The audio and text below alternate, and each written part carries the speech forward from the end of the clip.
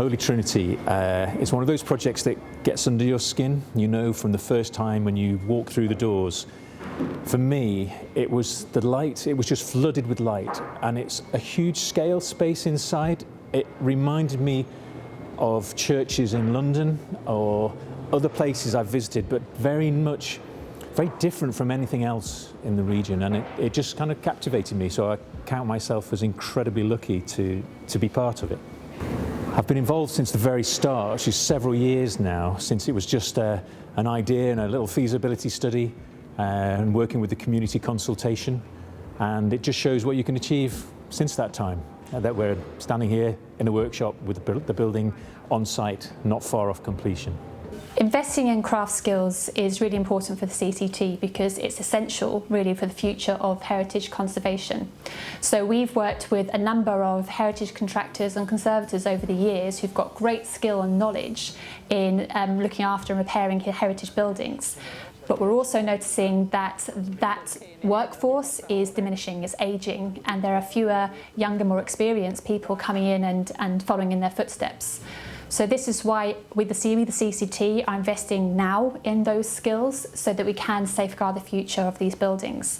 And what's really great about this project in particular is it's providing a rare opportunity for the site to be a living classroom for teaching and training and making people aware of craft skills.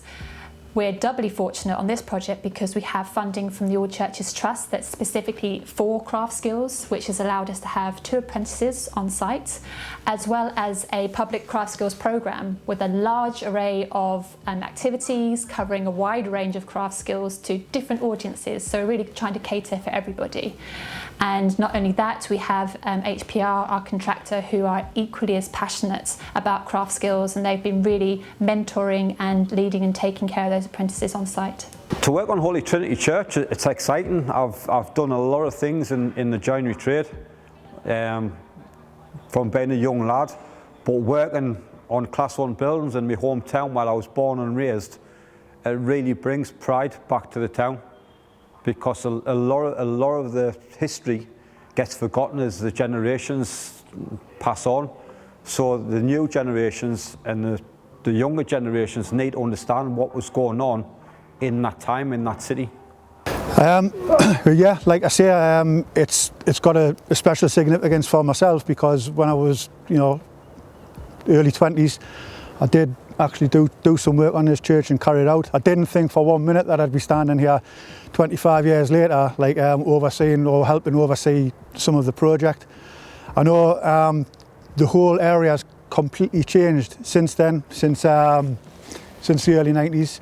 A lot of the buildings have been removed, but it's the same. These churches and places that we work on, they're such a big part of the community as well. So it's great to actually come back and sort of know that we're preserving not just the facade of the building and the building itself, but also breathing new life into it.